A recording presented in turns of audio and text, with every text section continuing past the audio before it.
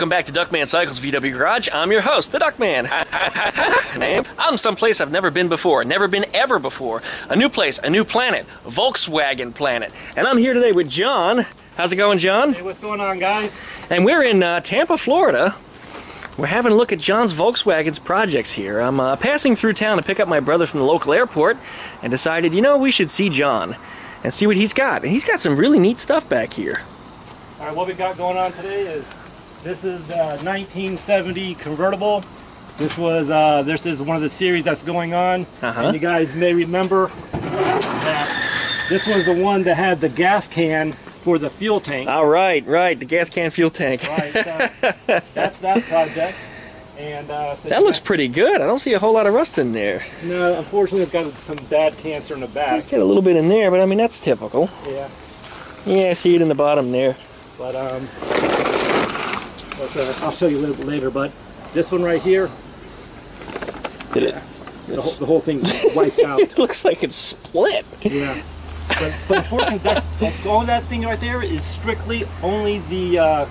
Oh, it's a convertible. Yeah, it's a support for the convertible. Yes, the convertible. I got you. Right above the heater. I was wondering why I look weird. I'm like, what, the rockers come apart? A heater shank? No, it's okay. It's actually it's a pervertible stiffener. I got you. Close is nice and smooth. It is a pervertible. We'll take that up in a couple minutes. Good. That's fine. 1972. 72. This is the street beater. This is the one you're trying to put together, right? Go drive. Right. This is the one that I did all the, I just did the video yesterday about the center shifters and shifting better. That's got an ongoing series. Excellent. And the next car we're going to look at is the, I don't know what you're going to call it, the clown car or whatever you know. There's no engine in here right now. Nope. Or transmission. Nope. That was the one in the garage that we're I see. Yeah. Okay. This actually looks in pretty decent shape. See, this one's solid, man. Yeah, it looks pretty good. That's why I asked all this. Try to cover it up if you can and keep it that way. Yeah. This was inside until about a week ago. Okay. So, like I said, and then I got... It's got the typical foam action that happens here. Yep. They all get that. And then underneath the crescent vents. You want to clip that real quick and take the tops off these cars? Yeah, sure. We're going to go topless. Check this out.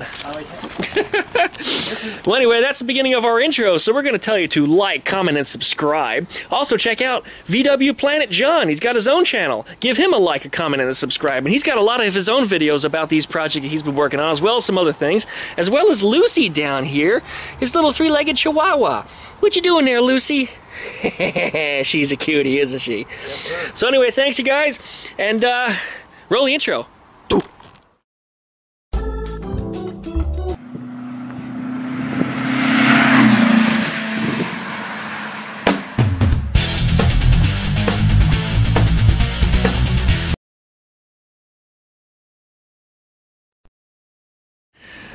All right, we're back. We got the blue cup. There's no alcohol in it today. I'm actually driving. No rum, just a bubbly water with some ice. It's really good stuff. And John has uncovered his hot rod here. This is the hot rod that showed up in his driveway one morning. He was quite surprised to step outside of his front door and see the thing sitting there. And he didn't know where it came from. He's going to have to fill us in about that one. Basically, I answered a guy's question one day about what is this thing worth, and next thing I know, I woke up one morning to take the dog outside, and this thing's sitting outside my gate. That's funny. With a note on it saying, call me. So I called the guy because I was going to call TPD to get this eyesore out of my driveway. Right. He's like, I'll take $500 for it. I was like, no, you won't. I said, you can take $500 and get it out of here. So he said, around $100, and he came all the way from Clearwater area. And there it is. He brought that all the way over from Clearwater and dumped it here, huh? About 2 o'clock in the morning, yep. Wow. Yep. It probably took him all day to get it over here. Off a Craigslist ad that I was just browsing, just checking, and...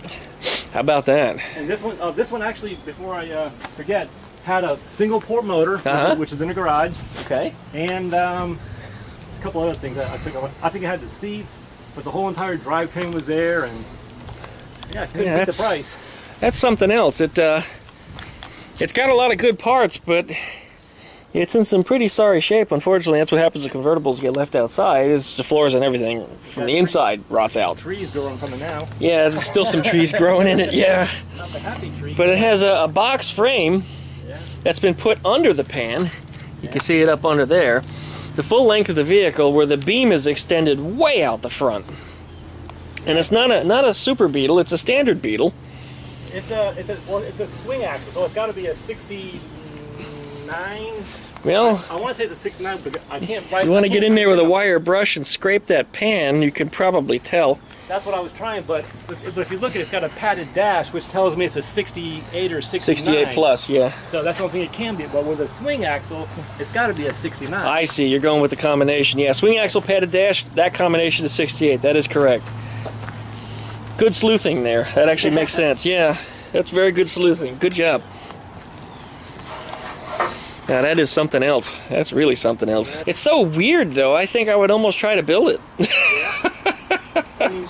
It's just weird. Here's how you know it's a 68. Right here. This is the other thing.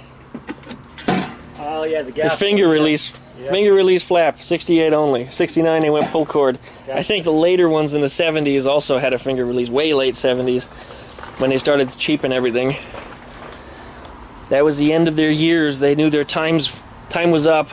Now, 68 was a real weird one. So was 67. Yeah, I guess it was 65 they really started the transition, doing a lot of things. 65 got the first big windows. Yep. 66 got the first ball joint, and they had a 12-volt flywheel, but didn't have a 12-volt engine yet. Yeah. And then 67 started 12-volt everything, upgraded the fenders and the headlights, and last year for 5 lug. It also depends where you got it from, because if it came from Germany, it came one way. If it came from Brazil or Australia, it wasn't available. The deluxe was only available in the standard. That's interesting. Which was the trim pieces. And then 68 was the first year for 4-lug wheels, last year for swing axle, and the first year for the updated shortened hood and deck lid, which is one of the things that everybody hates so much. And the wonderful autostick. Don't forget that. Yeah, that's right. Autostick came out first in 68. 68 was also the first year for IRS, but only on the slush pump Beetle. Everything else was swing axle until 69, when everything to IRS. Blah, blah, blah. Another convertible. Looks like you got a decent top on here.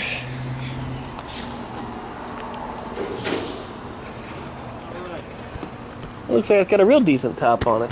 Yeah, I mean this one. Oh, it's got a split in the end there. I didn't see that, but this still. One here was the one that Chris probably restitch it. Actually called me when he was doing his 70 convertible. Oh yeah. And he wanted to actually have pictures of the whole entire seals and the up underneath, the bows and everything else, because he wanted to do his to the factory specs. Excellent. And couldn't find nobody who had a 70, and this is a 70. And what a lot of people don't realize is 70 was the last year of the true convertibles, because they all became Super Beetles. Convertible Standard Beetle. Correct. But yeah. There was no... You see the difference between a Super Beetle hood and a Standard Beetle hood. You also notice the little grill underneath there of louvers. That was for the air conditioning, if so equipped. And the 70 was the last year of the Standard convertible. They all became Super Beetles. That's right. They were all stupid Beetles. And then in 77 was the last year of the Standard Beetle altogether, and then only convertible Super Beetles after that. Correct. Up until January of 1980. Yep. I wonder if anybody actually has one stamped 1980. So I understand the 1980 ones were still made for the 79 model year, so I don't know if they actually got a VIN number stamped on a chassis with an 8 in there. Right. That's a curiosity. This one here is a solid car. I could put a battery in a gas can in this, and it will fire up. Like I said, it's got... Oh wow!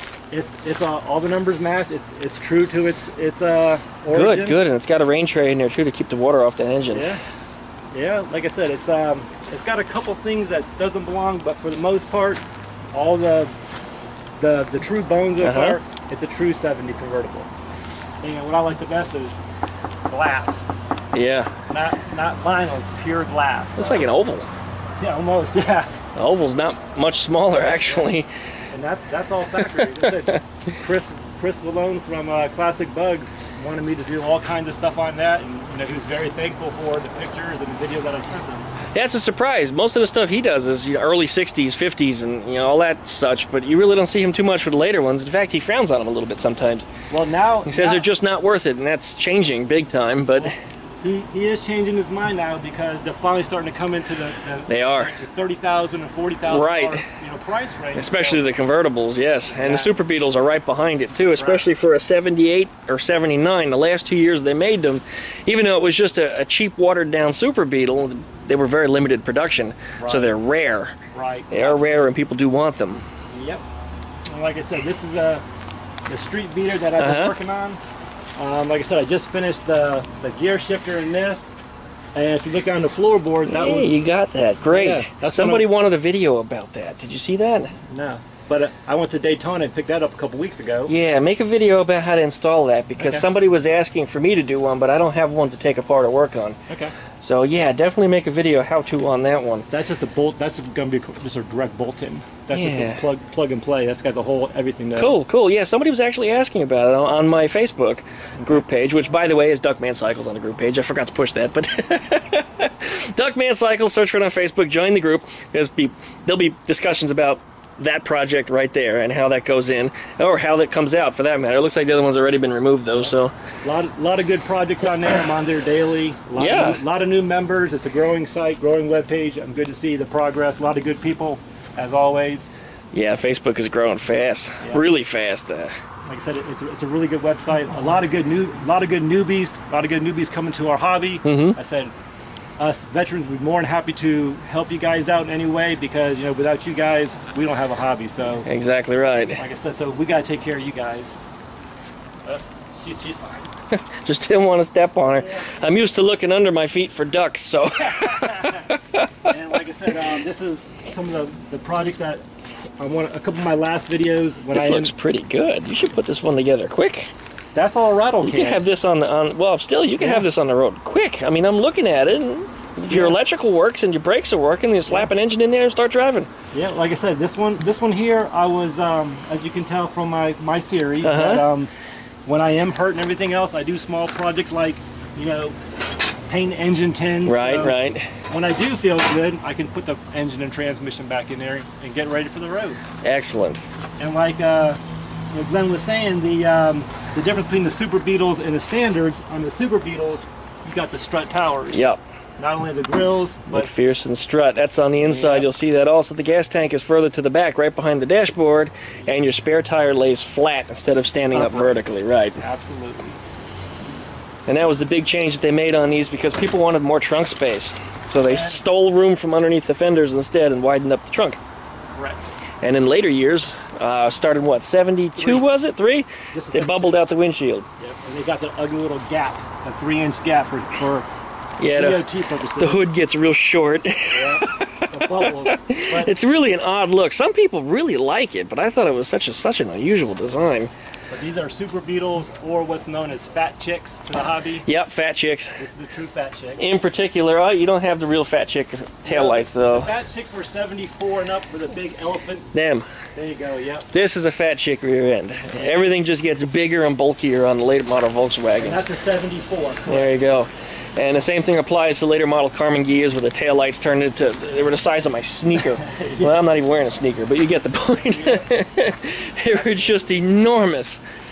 Everything just got bigger. They even made the fenders taller to accommodate the taillight. They actually bulged them out on the top, whereas the earlier ones had more of a contour, was sloped off. These actually bubble up. Into the fenders, right? Yeah, yep. In order to make them taillights fit. Fascinating what they did there to make that work. And then you go from a little tiny piece of metal to these big, bulky...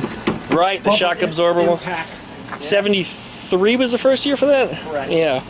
My 73 doesn't have them for some reason, though. Odd. Depending on what you I think it was a rebuild. Yeah. I think it was a rebuild. I think it had some lines where it had been welded in the front, so I think the clip had been replaced, and probably somebody fixed some rust or something in the rear before I got it, so I think it just put earlier stuff on it. And then, of course, I smoothed over the fenders anyway, so I just got rid of the bumpers entirely, but they still have brackets in there for, 72 and down bumpers will fit. You want to do a closing real quick? Yeah, if you want to close it up. What we got? Doggy. All right, what we got on the shed? In this shed is my baby, 1968 autostick, which I've had for almost 15 years. And this is what happens when you drop off a car to a body shop and you pay them advance and it sits outside. You go pick it up, you bring it to another body shop, you pay them some money. So basically the rule of thumb is just do it yourself. Do it yourself. I mean, and we can see that IRS underneath there. Which, like I said, was the first year only for swing axle in 1968. Right. First year only for the slush pump transmission. Which I was looking at that. I was wondering why it looks so weird. I don't see a throwout bearing, and there's two weird hoses going. It's because it's not a manual transmission. Right. And these don't have. These have flex plates. They don't have flywheels. They got flex plates. Flex plate, like an automatic transmission, then. Correct. So if I jump back there, I can show you what it actually look like. But the motor's back there. And like I said, and the thing I thought was pretty neat is the color coded the dashboards. And that's like small stuff like that. It's what we always forget about. Oh, the glove box. Yeah, the glove box. Like, so we always think about, you know, it's a custom touch, but no, that's how they actually came back. Speaker trim too, right? Correct. Yeah. Yep. But that's a 1968 auto stick, and that was a deluxe model because it had the chrome trim on the side, the plastic trim. And that's how you told the difference between a deluxe or a standard. It was plastic, was it? Absolutely, yeah. I thought it was all aluminum. Depending on what year it was. Interesting. Yep. They changed it in the later years then. All the Super Beetles are plastic, and I think up to aluminum was 70, I think. Okay. All the standards were aluminum. Yeah. Come to think of it, I've never had anything over 69. No, except the 73. When I got it, there was no trim on it. Yeah, then that would have been a standard. Yeah, so it had to have been, and it would have had plastic trim on it if it had it at all. Yeah. I'm thinking. I don't think I welded trim holes shut on that either. Yeah. But you know, I didn't paint it. I touched it up. No, so I didn't do any of that to it. It was done by somebody else, if it was done at all. Okay. This one back here, you can tell, has the clips. Yep. Yeah, here's a prime example. Cheap. It's plastic. Really? Oh no, it might be pop. Feels like aluminum. It's cold. Yeah. Yeah, it feels like metal. But yeah, you can definitely tell the difference on the 68s. It's a lot thicker. It's not as stainless, but it's a lot better quality stuff. And earlier ones were thicker and thicker. They kept making them smaller and smaller as the years progressed. Everything got smaller as far as trim was concerned, and everything else got bigger, like taillights and fenders and because of DFT. Windows. Bumpers. Right, bumpers. That's probably the most obvious of all. And the hoods and deck lids got smaller. Until it went stupid Beetle. Stupid Beetles always got the bigger hoods. That's why I like the 71 and 72, because you really can't tell if you... It's much harder from the side, especially, because it looks like a typical flat window Beetle. Yep. If I was to lower that and hide the McPherson struts and change the apron, you would really have to look at it.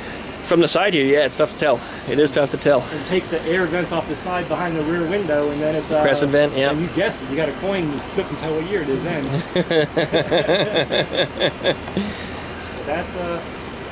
That's a story of the Beetle. All right. So anyway, you guys, I hope that gives you a little adventure. It's always neat to see two of your superheroes in the same place at the same time, isn't it?